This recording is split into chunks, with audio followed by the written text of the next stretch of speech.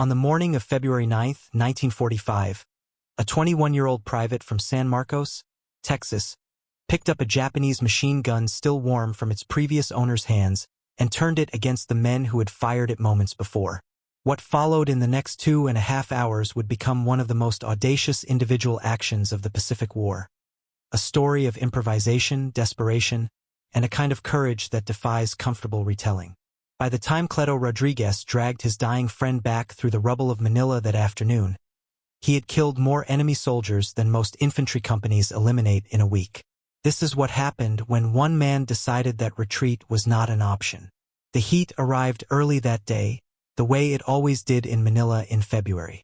By 8 in the morning, the humidity had already turned the air into something you could almost chew, thick with the smell of ash and decomposition and the particular staleness of a city eating itself. 3 weeks into the battle for Manila, the streets of Paco district looked like the aftermath of an earthquake crossed with a deliberate dismantling. Buildings stood gutted, their interiors exposed like broken teeth. Tram lines twisted into abstract sculpture. The rubble had its own geography now, its own logic of approach and ambush. Cleto Rodríguez moved through this landscape with the cautious economy of a man who had learned that unnecessary motion draws fire. He was compact, dark-haired, unremarkable in most ways except for the steadiness of his hands and a certain quality of attention that made him notice things other men missed. At 21, he carried himself with none of the bluster that sometimes accompanies youth in combat. He had been raised in the particular hardscrabble poverty of South Texas during the Depression, the kind that teaches you early that resources are finite and waste is a sin. He carried that lesson into war. Beside him, equally careful, equally intent, moved Private First Class John Reese Jr., his assistant gunner. They had been paired for months now, long enough to develop the wordless communication that keeps two-man teams alive. Rodríguez carried the Browning automatic rifle, the bar, a weapon that occupied an awkward middle ground between rifle and machine gun, delivering .30-06 rounds at a rate that could chew through its 20-round magazine in under 3 seconds if you weren't careful. It weighed nearly 20 pounds loaded, and after hours of urban maneuvering that weight became theological, a physical argument about endurance and will. Company B of the 148th Infantry Regiment, part of the 37th Infantry Division, had been pushing through Paco for days. The 37th, the Buckeye Division, had entered Manila from the north nearly 3 weeks earlier, expecting a fight but not quite prepared for what they found. The Japanese commander, Rear Admiral Sanji Iwabuchi, had decided to defend the city street by street, building by building in defiance of orders to withdraw. He had approximately 20,000 naval troops and army stragglers at his disposal, and he had turned Manila into a maze of killing zones. The Americans had believed they would liberate Manila quickly. They had been wrong. The Japanese had fortified hundreds of buildings, turning concrete structures into miniature fortresses with interlocking fields of fire. They fought from basements and upper floors simultaneously. They booby-trapped bodies and doorways. They did not surrender. The battle had rapidly devolved into the kind of close-quarters urban nightmare that erases the normal advantages of American firepower and air superiority. You could not call in artillery on every building without destroying the city you were meant to liberate. You could not advance without accepting that some percentage of your men would die. By February 9th, American casualties were mounting. Filipino civilian casualties were worse. Tens of thousands dead in the crossfire and in deliberate massacres conducted by Japanese troops who had concluded that every Filipino was a potential guerrilla. The city smelled like death. Smoke rose from a dozen neighborhoods. At night, the sky glowed orange. The objective that morning was Paco Railroad Station, a substantial 2-story concrete building that controlled a key intersection and rail junction. Intelligence estimated 50 to 80 defenders inside, which in Manila's geometry meant a prepared position with machine guns, likely a cannon, definitely grenades and explosives, and an absolute willingness to die in place. The station's thick walls could absorb rifle fire indefinitely. Its upper windows commanded the surrounding streets. Whoever held it controlled movement through this entire section of the district. Company B's attack plan was straightforward because there was no clever way to take a fortified building. Suppress the defenders, advance under fire, assault with grenades and close-range weapons, clear room by room. Simple in theory. In practice it meant accepting that the first men through the door would likely die, and the men after them would step over bodies, and eventually weight of numbers and explosives would prevail. This was not inspiring doctrine, but it was honest. Rodríguez and Reese had drawn a flanking position, tasked with suppressing fire from one of the station's main approaches. They moved through ruined shops and collapsed walls, using rubble for concealment, angling toward a damaged house approximately 60 yards from the station's northeast corner. 60 yards. Close enough to see facial expressions through a rifle's iron sights, close enough to hear individual voices if anyone shouted, far enough that crossing that distance under fire would be lethal. They reached the house at approximately 9:30. It had been someone's home once. A few sticks of furniture remained, overturned. Pages from a newspaper lay scattered across the floor, dated January, before the battle had reached this neighborhood. Rodríguez noted the layout quickly. Windows facing the station, partial walls for cover, an intact section of floor on the second story that might offer a better angle but would also make them more visible. He chose to stay on the ground floor. Height gives you range, but it also makes you a target, and the bar's effective range was sufficient from here. He moved to a window, knocked out the remaining glass with the bar's butt, and settled into a firing position. Reese took position beside him with his M1 Garand, the standard infantry rifle, 8-round N-block clip, semi-automatic, reliable. They could see the station clearly now. It was larger than most of the surrounding buildings, built in the colonial style with thick walls and a covered platform area. Japanese soldiers moved behind sandbag positions visible through the windows and doorways. Rodríguez counted at least a dozen in view, which meant dozens more inside. He could see the distinctive silhouette of a Type 99 light machine gun on a tripod covering the main approach. Further back, partially concealed, something heavier, possibly the 20mm cannon intelligence had mentioned. The Type 99 was the Japanese equivalent of the bar, though lighter, fed from a top-mounted 30-round box magazine, firing the 7.7mm cartridge at a cyclic rate of around 800 rounds per minute. It had a quick-change barrel system and could sustain fire longer than the bar without overheating. Rodríguez had seen them before. He knew their sound, a higher, faster chatter than American weapons, almost like tearing cloth. He also knew, though he had never mentioned it to anyone in his unit, that he understood how to operate Japanese weapons. In the months of island fighting before Manila, he had spent time examining captured equipment, curious in the way men become curious about things that might kill them. He had field-stripped a Type 99, studied its mechanism, dry-fired it. He knew where the safety was, how to change magazines, how to clear a jam. This was not standard training. This was simply Rodríguez being thorough in the particular way that sometimes separates survivors from casualties. The first exchange of fire began at approximately 10 o'clock. An American platoon attempted to advance on the station's west side and immediately drew concentrated fire. Rodríguez heard the Type 99s open up, heard the deeper thump of the cannon, heard men shouting. He used the noise as cover and began engaging targets in his sector. The bar bucked against his shoulder with its familiar rhythm. He fired in short bursts, 3 to 5 rounds, walking his fire across the windows, forcing defenders to drop or move, disrupting their aim. Reese fired methodically beside him, the Garands report sharp and distinct. They worked in tandem. Rodríguez would suppress a position, Reese would aim for individual targets exposed by the suppression. It was the kind of teamwork that emerges from repetition and mutual trust. Neither man spoke except for terse 2-word updates. Reloading. Window left. Got him. The Japanese returned fire immediately. Rounds snapped through the air above them, punched into the walls around their position, sent chips of concrete spinning. The sound of incoming fire has a particular quality. A crack snap that arrives faster than the weapon's report, because the bullet reaches you before its sound does. Rodríguez learned long ago to distinguish between near misses and misses by several feet. The near misses made a different sound, sharper, almost intimate. He burned through magazines quickly. The bar's 20-round capacity meant reloading frequently, a vulnerable moment when you're not shooting back and the enemy knows it. Reese covered him during reloads, and Rodríguez returned the favor when Reese's 8-round clip ejected with its distinctive ping. They fell into a rhythm measured in seconds. Shoot, assess, reload, shoot again. The minutes stretched into an hour. The temperature inside the ruined house climbed. Sweat ran into Rodríguez's eyes. His shoulder ached from the bar's recoil. Brass casings piled around his position, gleaming dully. The smell of burnt powder was so thick it coated his throat. He could taste it when he swallowed. He was killing men. He knew this with certainty. At 60 yards with a bar you do not miss often if you know your weapon, and Rodríguez knew his.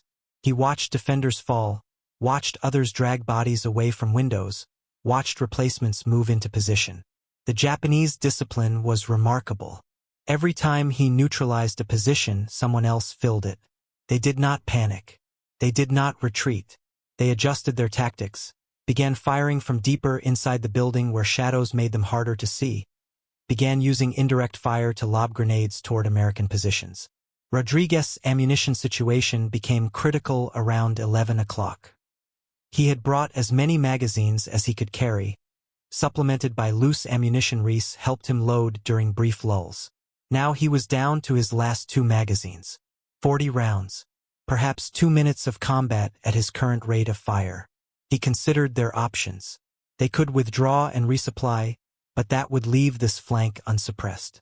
They could continue with rifles only. Reese still had ammunition for the Garand, but that would reduce their firepower significantly. Then something happened that changed the equation.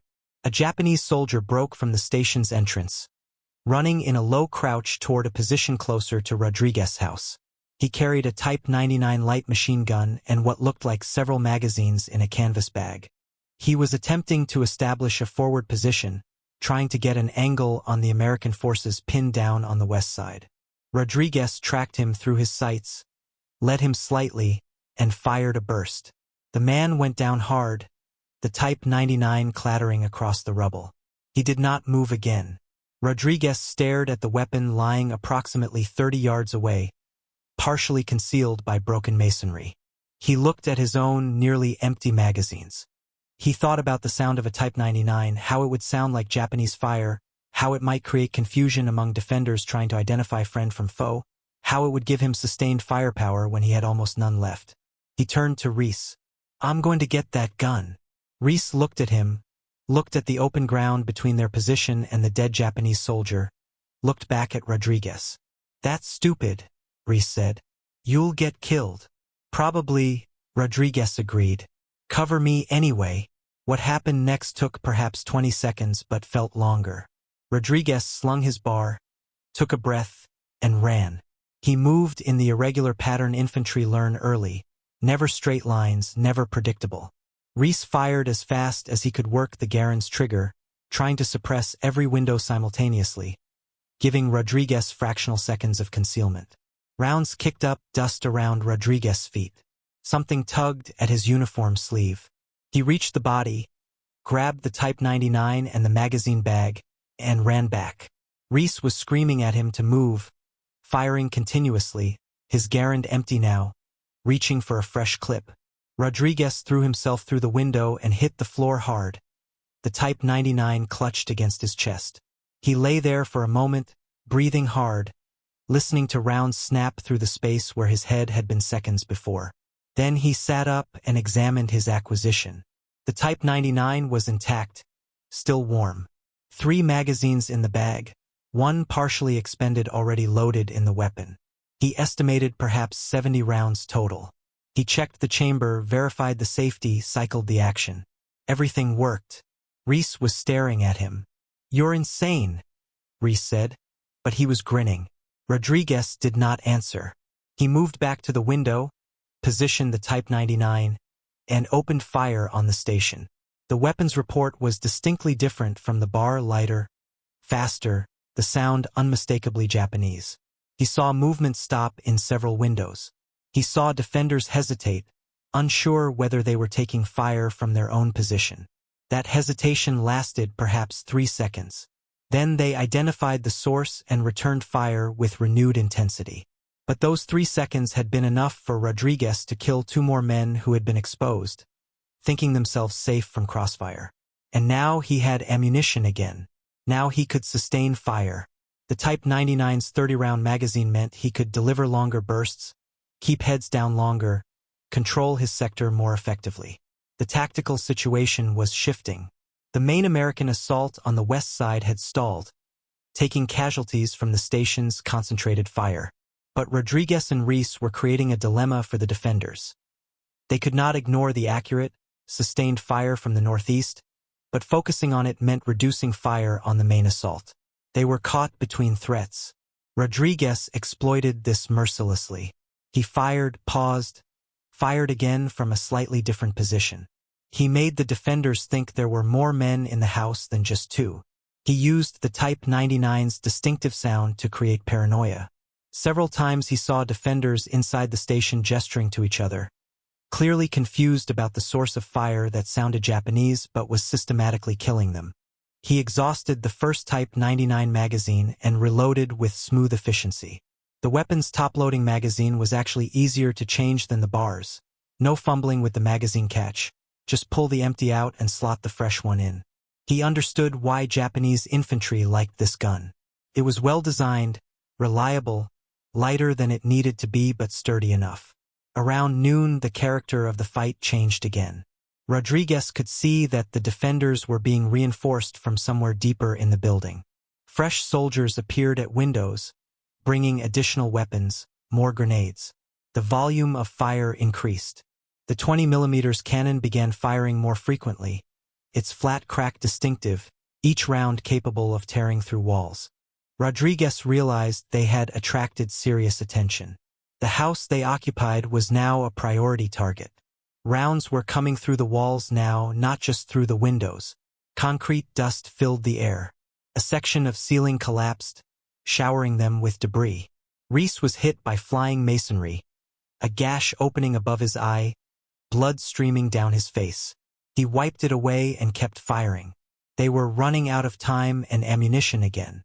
Rodríguez had one Type 99 magazine remaining, perhaps 20 rounds. Reese had a few clips for the Garand. The smart move would be to withdraw now, fall back to friendly lines, report what they had accomplished, let someone else finish the job. But Rodríguez could see the American assault still pinned down. He could see men trapped in positions with minimal cover, unable to advance or retreat. If he and Reese pulled back, the fire from this angle would stop, the defenders could concentrate everything on the main assault, and men would die who might otherwise live. He made a decision that was not entirely rational. Rationality suggests self-preservation. What Rodríguez chose instead was a kind of forward momentum, a refusal to accept the situation as it was. He had seen an opportunity and he intended to exploit it completely. He turned to Reese. "I'm going closer." Reese stared at him. Blood was still running down his face. "Closer? Cleto, we're already too close. I can reach the entrance from that rubble pile." Rodríguez pointed to a mound of collapsed masonry about 30 yards from the station's main door. "I've got grenades. If I can get them through that doorway, I can take out the gun positions inside." "That's not a plan," Reese said. "That's suicide." "Then stay here and cover me," Rodríguez said. "If I don't make it, fall back and tell them what we saw." He did not wait for Reese to argue further. He gathered his remaining grenades, 5 Mark II fragmentation grenades, the pineapple-shaped ones that fit comfortably in a palm, and slung the Type 99 across his back. The bar he left behind. It was empty and he had no more ammunition for it.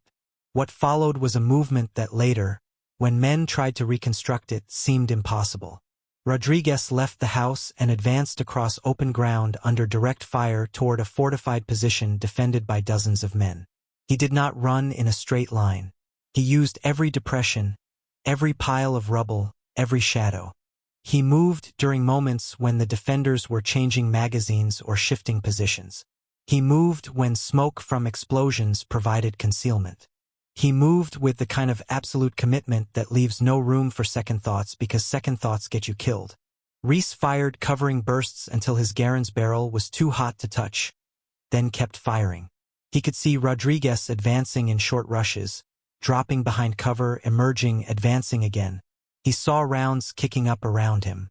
He saw Rodríguez reach the rubble pile, saw him disappear behind it.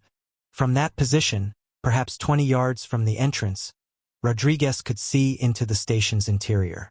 He could see the gun positions, could see the shadows moving inside, could smell the particular burnt smell of sustained firing. The 20mm cannon was positioned deeper inside, angled to cover the main approach. The Type 99 machine gun covering the entrance was closer, operated by 3 men working in rotation: gunner, loader, ammunition bearer. Rodríguez pulled the first grenade, yanked the pin, counted 2 seconds, and threw. The throw had to be perfect, hard enough to reach the interior, but angled to clear the doorway's lip, released at precisely the right moment. He had thrown grenades in training hundreds of times. He had thrown them in combat dozens of times. This one had to count more than any before. The grenade arced through the doorway and detonated inside with a flat, concussive blast. He did not wait to assess the damage. He pulled the second grenade, counted, threw. Then the third. Each throw calculated, each landing where he intended, near the gun positions, near the clusters of men, in the spaces where explosions would cause maximum disruption. The fourth grenade went deeper, aimed at the cannon position. He could not see if it hit, but he heard a secondary explosion, something larger than the grenade alone. Perhaps ammunition cooking off. Perhaps the cannon's magazine. The fifth grenade he held longer before throwing, cooking it off to give defenders no time to escape or throw it back. It detonated almost as it entered the doorway. The blast wave came back through the opening, carrying smoke and debris. Rodríguez unslung the Type 99 and fired the last magazine through the doorway in one continuous burst. 30 rounds in under 4 seconds. The weapon's barrel was hot enough to shimmer the air above it. He was firing blind now, unable to see through the smoke, but firing at the positions where men had been, firing at the sound and chaos. When the magazine ran dry, he dropped the weapon and drew his pistol, a .45 1911, 7 rounds in the magazine, 1 in the chamber. He moved toward the entrance, staying low, using the smoke for concealment. He could hear screaming inside. He could hear the sound of men trying to move, equipment being dragged, orders being shouted in Japanese. He saw a figure emerge from the smoke, carrying a rifle, disoriented. Rodríguez fired twice. The figure dropped. He saw another shape moving near what had been the machine gun position. The Type 99 was silent now, its crew dead or wounded.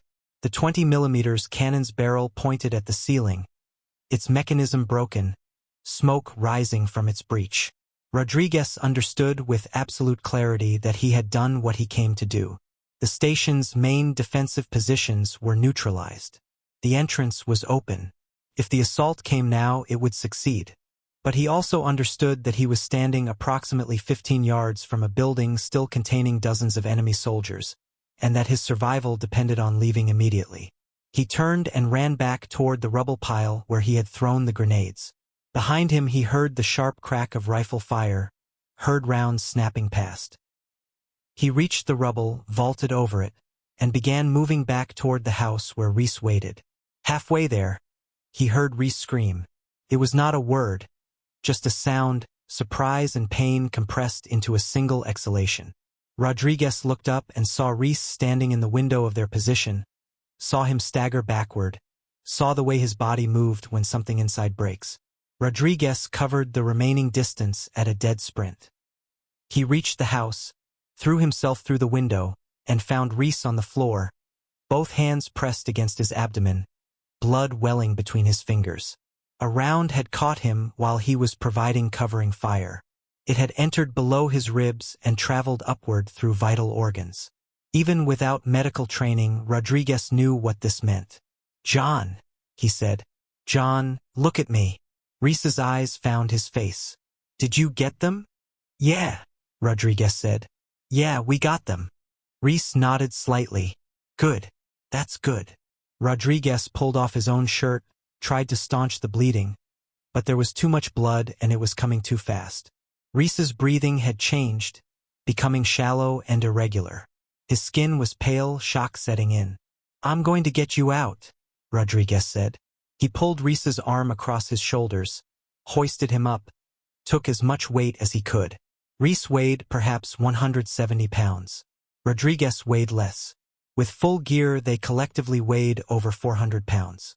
The distance to American lines was approximately 200 yards through rubble and open ground, still under sporadic fire from other Japanese positions in the area. Rodríguez carried him anyway. He moved in the awkward, stumbling gait of a man carrying another man. Both of them weighted with equipment, one of them bleeding out. He moved through the same terrain they had advanced through that morning, terrain that now seemed entirely different, all uphill, all obstacle. His legs burned. His lungs burned. Reese's blood soaked through both their uniforms. Reese lost consciousness somewhere in the middle distance. His weight became total dead weight, harder to carry, harder to balance. Rodríguez kept moving.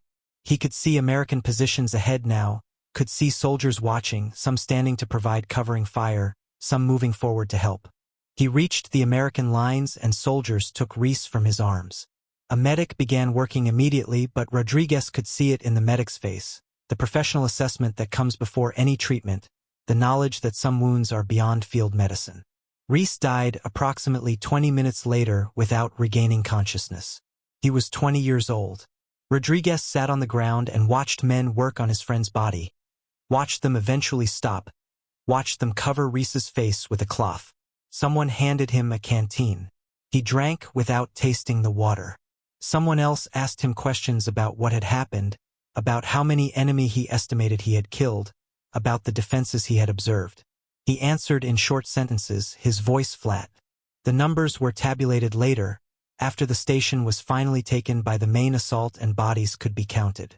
Approximately 82 Japanese soldiers dead, most of them killed by fire from Rodríguez and Reese's position, many killed by Rodríguez grenades and his final assault on the entrance.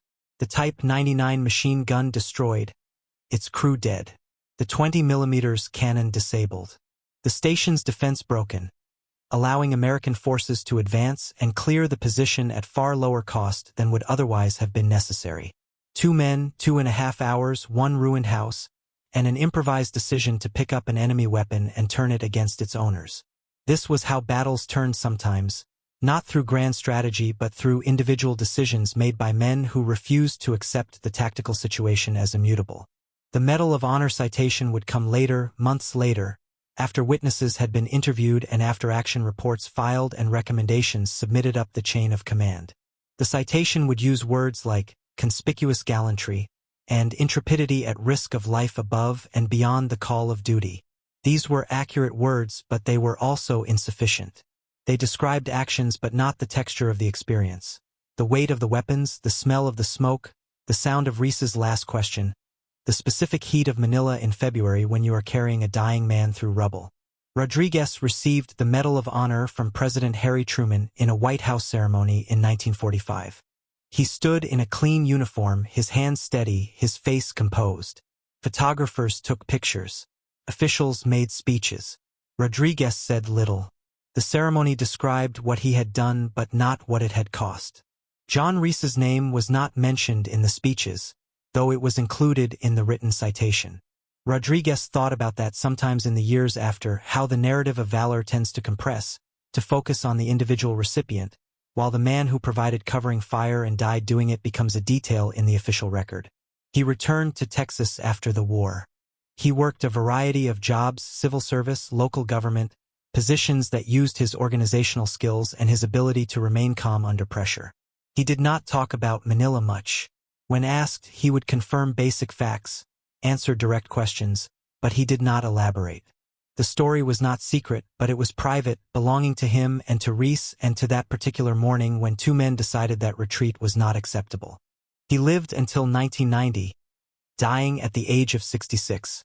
By then the war had receded into history, the specific tactical details of urban combat in Manila studied by military historians but distant from the daily consciousness of most Americans. Rodríguez's obituary mentioned the Medal of Honor, summarized his actions in a sentence or two. This is how history works: compression, summary, reduction to essential facts. But the facts do not tell you what it felt like to pick up a Japanese machine gun with hands that were not quite steady, to run across open ground while rounds snapped past your ears, to throw grenades through a doorway and know that each one would kill men you could not see.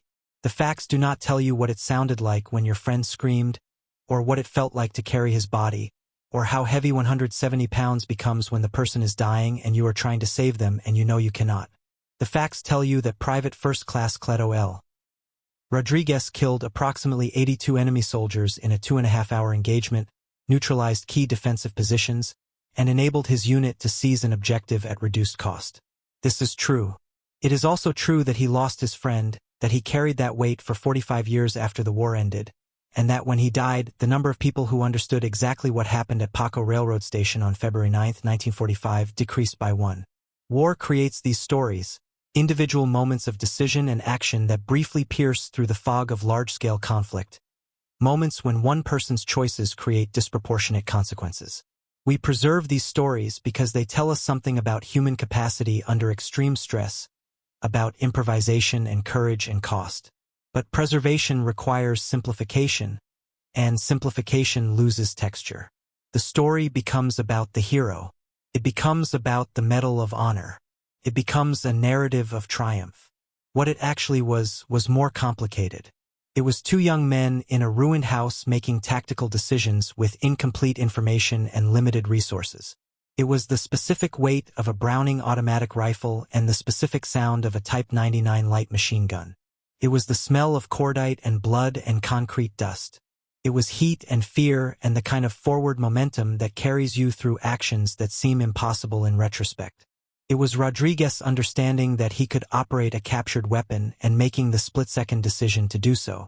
It was Reese providing covering fire when every rational calculation suggested withdrawal.